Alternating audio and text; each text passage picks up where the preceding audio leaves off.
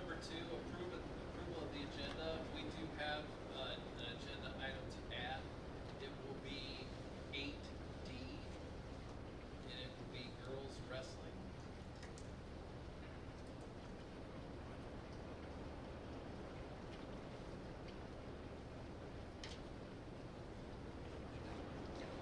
I would take a motion to approve the agenda with the addition of the girls wrestling program.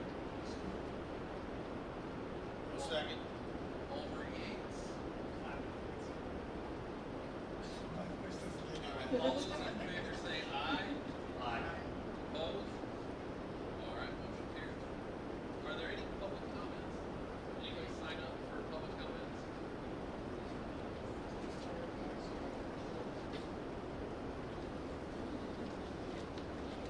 I thought it was going to be Collins again.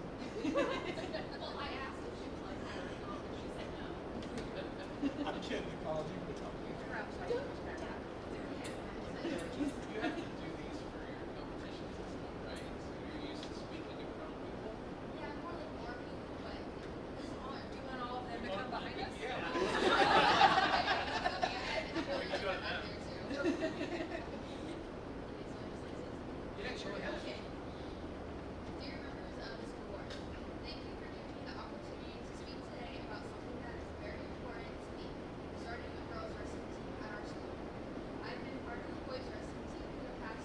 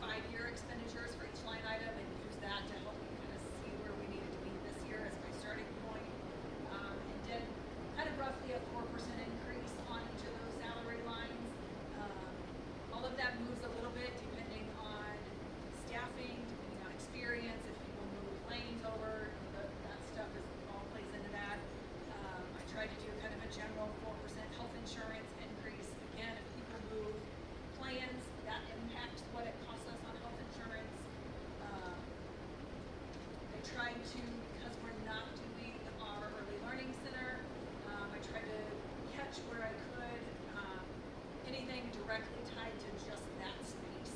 So pre-K nurse, transportation for pre-K, those kind of pieces, like eliminating those.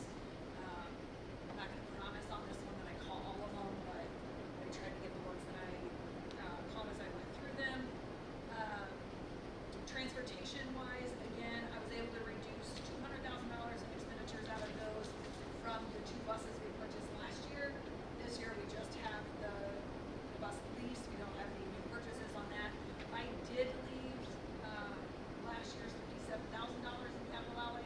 We know we're going to need either an activity bus or a transit, at least one in there. So I left that cushion in there, but I took the other $200,000 out. Capital projects, I was able to reduce that one by about $250,000. That still leaves us between what we paid in July and finishing up what we'll owe Bruce Builders. We owe them this fiscal year about $500,000. That's going to leave us what I put in there about $250,000 in some capital projects. I didn't want to take it all the way down just as we aren't real sure where we're at, what projects may come up. So I left us a little bit of a cushion there as well. Toward last year, we found a typo in last year's toward services line, and so we were able to reduce it. There was an extra zero, we think, on where it was. It was about $300,000, and looking back at where we were, I could reduce it to about $100,000 in toward services and still leave us plenty of cushion there to at least get us started and see where things go. On the revenue side, CPPRT, which is your corporate personal property replacement tax, it was estimated, we thought we'd get about 95% of what we got last year, and it actually came in a little higher, came in about 18 to 20% over what we got last year, which is a pleasant surprise that doesn't happen all the time. So those will be good. I do have grand totals in. We know those line items will change, and we anticipate some adjusting as we get final allocations and stuff like that. So those are just some of my general notes. If you look at the second page in here, this is probably the page people might be the most interested in looking at. I just put a chart together that has all of our funds down the side, starting balances, and then estimated revenues, expenditures, what the difference is, and then each of the funds where the ending balance is. Again, this is the initial tentative one where high expenditure, low revenue, ed fund, with just those rough numbers in there, runs at a deficit about $775,000. You guys sat through way more of this than I did last year, where it was $1.5 million to $2 million. Even on Monday when we were looking at it, it was about 1.2 with my first set of really rough numbers in. And so that will tweak and change as we go through as well. Transportation is one we've already talked about that we know we'll do a permanent transfer on. IMRF, Fund 5051, the IMRF Social Security line. That one I've got in this piece at about $290,000 deficit. I don't anticipate it being that. Again, those were high numbers to start with, and I increased it a little bit just so I could see it, and then we'll really get a good look as we get through the next month and tweak some things there.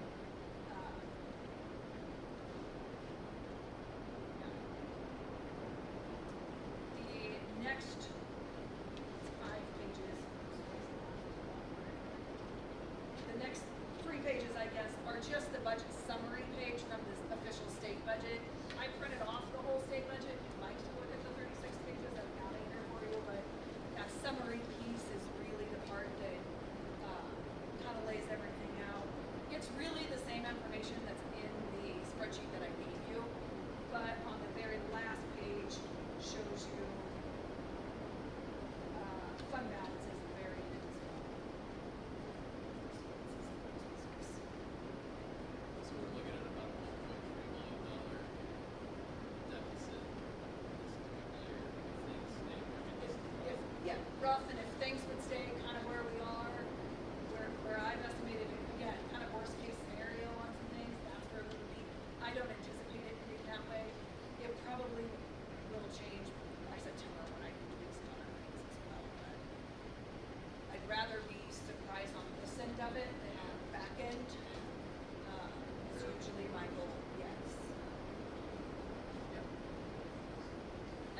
talked as a staff, I talked at opening day about, you know, it's way easier if I come in and be the yes, Stacy, and, you know, whatever you think you want or need, we can make that happen, and we're not in a position to be able to do that. Doesn't mean we're an automatic no, and that we don't do anything, but just means we're gonna take a really good hard look at what do we need, how is it impacting kids, how is it helping our staff, and then figure out how we can make things happen. Anybody have any questions? We'll do final cleanup, if you've got questions or come up with things you wanna look at better for next month, we know, get some stuff cleaned up and make it official in September. Sounds good. If there's no other questions or discussion on the FY '27 tentative budget, we'll move on to 8C, and that's the start of the 26-27 school year update. So I thought I'd just give us a couple minutes here, just quick kind of, we've officially been in session for a week. This rain is very fitting, because that's how our whole first week started. But from my end, short of the rain, and the flooding in the Joy Building, things have gone really well. Been in and out of buildings, people are moving, lots of things are happening. Not as many tiers at the junior high and the high school as there are at the two elementaries, but, you know, it's to be expected. But, I just thought we'd give administrators just a couple minutes if you wanna do a quick overview of how you think the first week has gone. Whoever wants to go first. I think it's fun. I'll give a quick update. Preschool is in on wait list is we are full in multiple patients right now. We have 24 new students. And then 21 returners. We have a wait list of 5, which I'm thankful. I thought that was gonna be much higher since we were open to that base. Just 15 slots. And our week's working Wednesday to see if we can get students placed in the next day, so that's good news. Special education world, I just kind of gave you guys some caseload information. We did have 9 movements by each weeks. So we're pretty busy with all those transfer ins. Our high school and junior high school students are really helping prepare for the movements this year, so we're excited. They're really excited about that. Other than that, we had several trainings. We did de-escalation training with bus drivers, professionals, and then our annual CPI training with certified and some professionals, certified staff and some members. So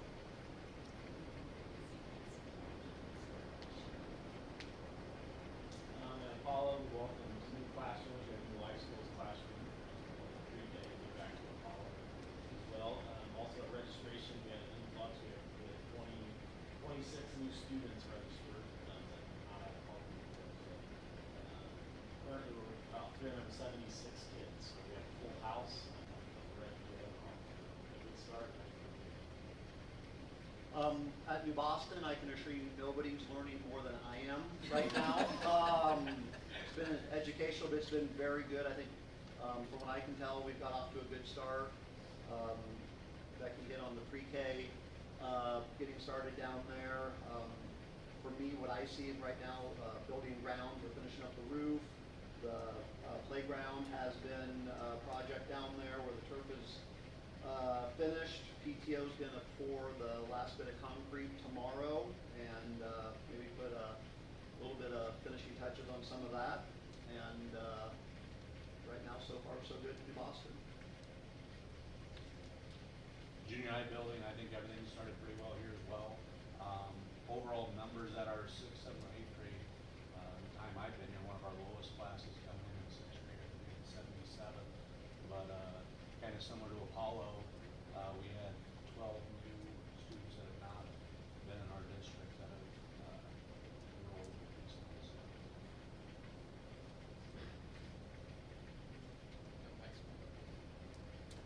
No, they've had a handful of move-ins, not as many at the high school. I think there's like 6. Yeah, 6 or 8 maybe. Yeah, not too terribly many so far. So good. Christina, would you say differently at the high school? Head above water to start the first week. So. All right. We'll move on to information item 8D, which is girls wrestling. So Tristan, would you like? Do you want that put back together? Those requested. Yeah, so, a couple things. Obviously, I'm just mentioned coaching. This is my 9th season coaching wrestling here. I was coaching international football. Now, I've been around wrestling my entire life. Over the last few years, I've noticed a significant growth in girls wrestling, everywhere. So, national tournaments, club practices, local tournaments, youth stuff, all the way up. It's growing so much that even at the world level, like there's a lot of eyes on women's wrestling for world championships and the Olympics and all those things. And what that's doing is we're seeing an effect here in Mercer County. So at our club last year we had probably 12, 15 kids on average, and we were averaging like 5 girls on average in practice. We're thinking 10 girls this year in the junior high, and as of right now, we doubled the numbers of girls, or triple the numbers really of girls that we should have this year in high school girls wrestling. Last year we had 3, and I believe this year we're gonna be closer to 9. Girls wrestling in Illinois became officially sanctioned high school sport in 2022. When the IHSA added its first girls state wrestling series to the postseason schedule, and this made Illinois the 28th state in the U.S. to sanction the sport, marking a milestone on the 50th anniversary of Title IX. And a couple things we've noticed, in what we think is a program, and what we feel is that we've gotten to the point that in order to grow the program here and continue it moving forward the direction we want to, we need to have a girls program established here officially. So we need a coach and we need somebody that can work with them all the time. Going around girls wrestling, it's on a wrestling level, it's a little bit different than boys wrestling. A lot of the girls are a little bit newer. The positions are different. They wrestle different. Things are different. And I spend a lot of time on the varsity level for boys.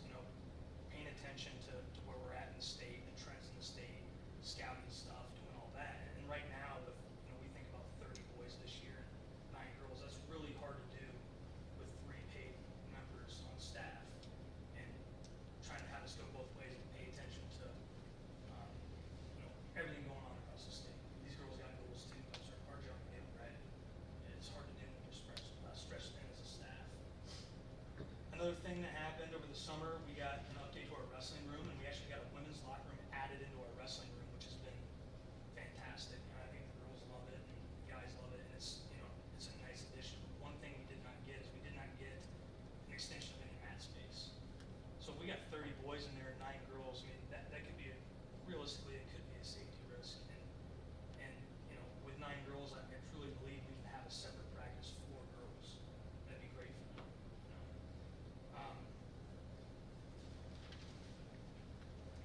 A couple years ago we got into the track. Wrestling didn't have a conference since the World Olympic, and we got back into the track, and that's been awesome for our program. And we're pushing to get all conference boys and everything. And Erie's the only school currently in the track that has girls wrestling, but almost every school I believe in the track has girls wrestling, and it's projecting up. So I think as a program, what we want to do is we want to be trendsetters.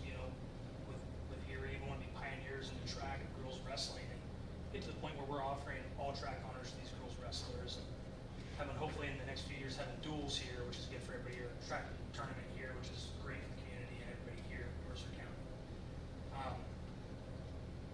This season, I will say, from last year when this discussion was kind of had here, we were sitting with 3 girls, and we were asked to continue to push and grow, and we've had help from our athletic director, Murray.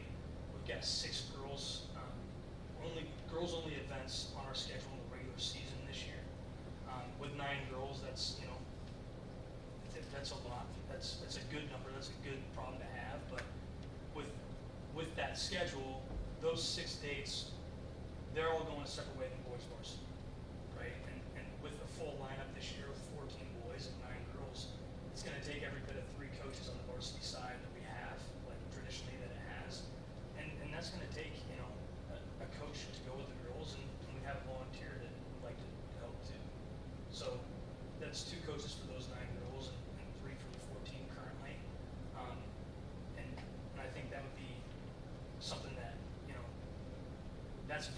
goal for us, and that's, you know, I just don't know if we can, it's gonna be difficult to do without a girls coach teaching them all the time, and hanging out with them. And, I mean, really, you know, at the end of the day, Kyra spoke, and she spoke really well, I thought.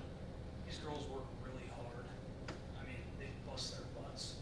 They're all striving for the same thing the boys are. I just say sanctioned it, and, you know, I think that they deserve to have that coach that can be with them all the time, coaching them the same way every other sport has in the district, and not make it a co-ed thing, you know, and make it easy to get something. And if we make it that, I think the numbers will build, and we'll have more retention there too. A lot of girls don't want to come out and wrestle boys. We've had a handful of girls over the last 2 years tell us they won't come out because they don't want to wrestle boys. And we've had girls quit because practices, you know, it's difficult. We're, you know, training all these guys and girls together, and it's hard. That's a hard mix in a sport like wrestling. Lastly, you know, I just got some numbers just to show you really, if you don't know anything about what's going on in wrestling in Illinois. For girls, it's experienced a doubling of participation over the past 2 years, with the number of female rising from about 1,200 to 2,400 girls. It's a 100% increase in just 2 years here in Illinois high school. On the school level, on the high school level, the number of schools that have girls wrestling currently has surged from 236 to over 350 in the last year. That's an increase of 114 schools, roughly 48% growth in program presence. And Illinois is one of the fastest growing states for girls wrestling in the country right now. And Illinois, or girls wrestling, is the fastest growing sport. We're one of the top 5 fastest growing sports here. So I couldn't find a lot in junior high, to be honest, because I think a lot of their data tracks for high school, but it just goes to say that's probably happening there too. We're seeing it there as well. So I guess, you know, what I'm kind of trying to generate and ask here is it's possible to get a girls program officially started, named, and keep it going in the right direction. So you'd mentioned 2 coaches, right? One paid, one volunteer. Yep. Okay. The practices, do you have that figured out on how it will work? Yeah, so the discussion we've had with the coaches we have in mind is, you know, to start, what we would probably try to do is, we thought about offering a morning practice. I know cross country's done it, some other sports have done it, but we also don't want to make it so, you know, some people, we have a big district, we want to make sure they can get there. So I think the plan right now would be to have the girls go directly after our practice to start, and they're going to start 2 weeks early. So their first day, I think, is the 26th of October. So they'll be in there for 2 weeks, 3:30, and then try to transition into 5:30 to 7 or so, right when we're done. Is there, you mentioned 6 girls-only events. Are you looking to, because I could see that being difficult to add anything to the schedule for this year. Are you looking to do anything with the schedule, or is it just that really you're just asking for coaches and practice time? That's it, yeah. So that schedule last year, I don't remember off the top of my head. We only had, I think our schedule is double in events. So that's not including the postseason. So our schedule's set, and Murray, you know, has done a really good job of working with us, knowing that the numbers are going up, and the girls want to wrestle, and trying to grow the schedule side. So that's set for this year. We won't need to touch it at all. You know, that's already happening. Anybody else have any? Yeah, just kind of strategy thing. Are you guys able to use the girl, like say you don't have a 6-pounder, can a girl wrestle with the boys? Once it's a girls team, it's totally separate. Yeah, so the rules are separate now that they've sanctioned it. They start 2 weeks earlier. Their fat testing is different than ours, by the way, so that's different. The State Series time is different. The minute a girl steps on an all-girls event and steps on the mat, she is basically, by IHSA rules and regulations, So considered a female team. Okay. Yep, so they That's can fine. no longer go with us. I didn't know if they could get more matches by wrestling. Nope. It's either co-ed or also coach. Yep. Right, we can't do those things. Yep. Anybody else have any questions? If I can touch on one thing. Yeah, As a start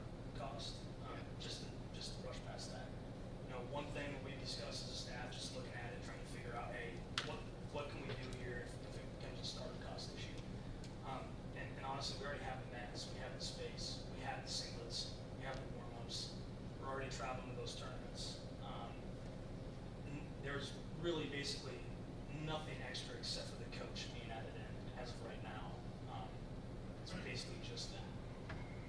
So I thought that was a pretty good highlight. Did you say you had a coach in mind already? Yeah, we do. We have a coach in mind, yep, and from discussions, he's very interested in doing it and wants to do that. And we already have a volunteer that said that they would absolutely travel and everything with that coach as well.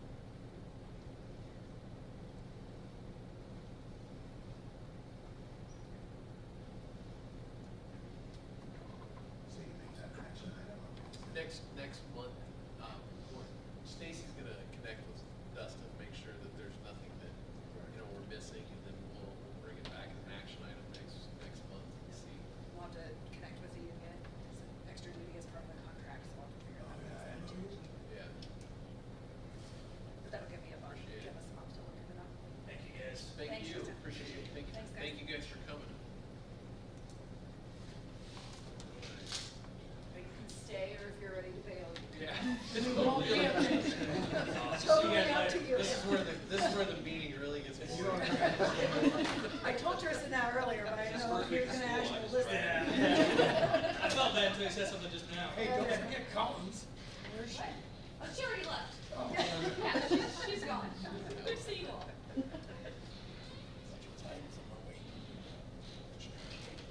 All right, action items, number 9A, press policy, issue 122, second reading. It's in our packet, it's been in our packet for the last couple months. Anybody have any questions about it? Some updates to language and things. If no questions or discussion on it, I would entertain a motion to approve press policies.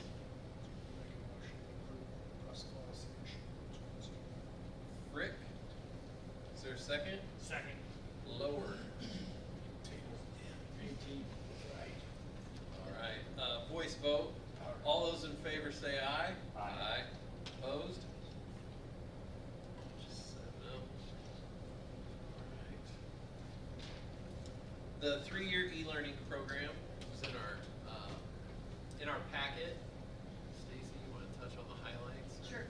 So highlights, and we talked a little bit about this last month in a discussion item. I mean, really highlights are, it's not the same as remote learning that we did during COVID. So this is not a long-term shutdown plan. This is kind of a 1 or 2 day, allows us to have some flexibility. Elementaries, we would really do paper packets. We would send stuff home early, so that we're not looking at anything on devices. Junior high and high school, they would work within their buildings, for Google Classroom, or kind of however I think both those buildings really use Google Classroom to get those set up, and have information on there. The big program piece, if you have a chance to read through it, says, the high school level, we'll plan 45 minutes, approximately 45 minutes for each class period.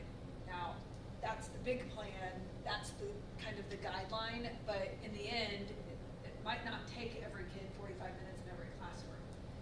It's not set up to be new instruction going out. Again, this isn't a long-term shutdown piece. This is gonna be supplemental to what they're working on in class. Could be skill building, could be, you're just gonna read for 30 minutes of whatever it is you're reading in English class that month. Lots of flexibility. We would spend the next, hopefully month, if Mother Nature gets her act together, we'll have to do it before then, but the next month, really having the buildings work with their staff to come up with what does that really look like in their buildings, so that we can get information out to families, teachers, that kind of stuff. It's not meant to be a ton of extra work. It's really meant to give us that flexibility and some scheduling, if we would need it. There's a love-hate with e-learning days. There's a love-hate with snow days. There's a love-hate with adding days on at the end of the calendar of the school year because of snow days. So this just, again, kind of gives us some flexibility.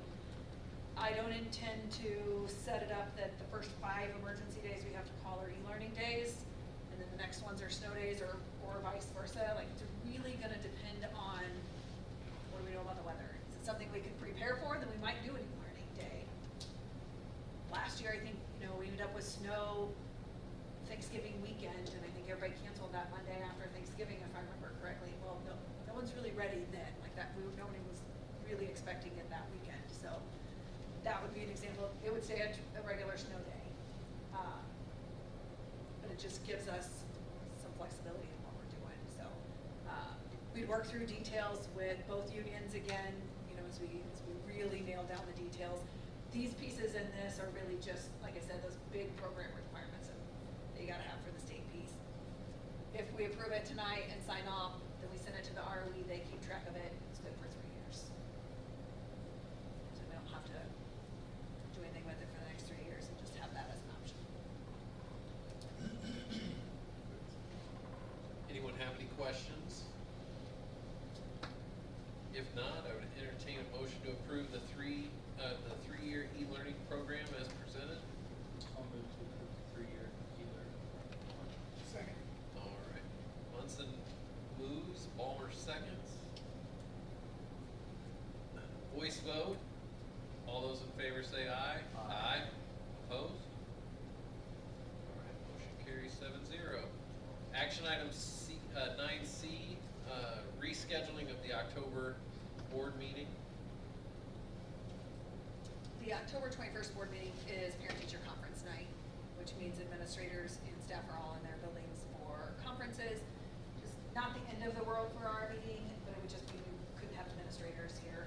And so what was brought to me from past conversation was to consider moving it onto a different night. So we could look at moving it the night before to October 20th, just doing it on that Tuesday, or pushing it back a week to the 28th. The 20th, if we move it the night before, that lies much closer to like mill dates, and when we have those things, it's not the end of the world to go to the next week, but. Anybody have any strong opinions? Should we just move it to the 20th? And make sure Stacy sends us all a reminder? A couple of them. It's not until October. I will make a motion to reschedule the October 21st board meeting to October 20th. All right, Rick makes the motion. Is there a second? I'll second it. Munson. Voice vote. All those in favor say aye. Aye. Opposed? Motion carries 7-0. Item 10, administrative reports. You guys kind of gave us an update, but do you have anything to add? No. Sounds good. High school got their speakers put back on to the press box Oh. on the 18th. Yeah. We took care of that the other day. The AV class went out and tested everything, so it should be good and ready to go for Friday. And then I believe everything is slowing down on the icky front in the classrooms with everything. But AC and everything, the chiller got back up and running. I think that was that Tuesday, Christina, that it finally started kicking in full bore. Friday they had to kick it off to try and combat some of the condensation on the ground. So Or go out in it Friday. yeah, but Morgan, how many students do you have in Boston now? 149.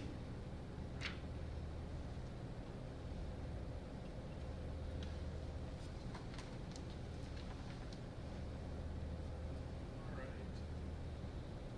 Nothing more to add to administrative reports, then we will go into closed session.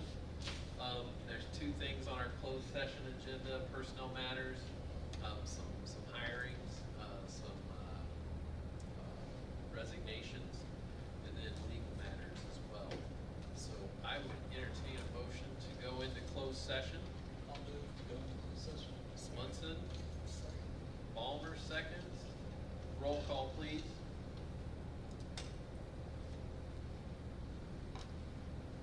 Frank, Yes. Gates, Yes. Ballmer, Yes. Lower, Yes. Munson, Yes. Nelson, Smock. Yes. All right. We'll re-adjourn closed session or into closed session at 7:20. My shoes are actually dry. What, 7:25, sorry, 7:25. Morgan, is Finn in or out? Hmm? Is Finn in or is he out?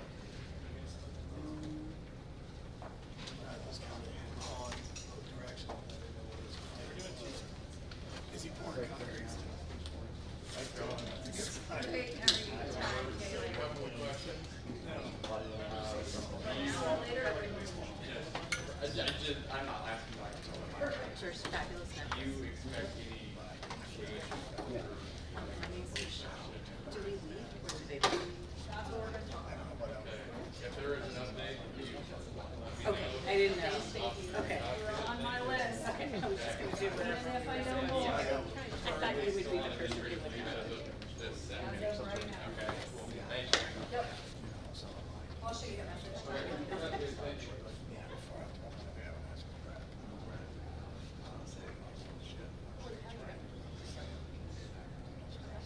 Yes, have a good night. Thanks, you too.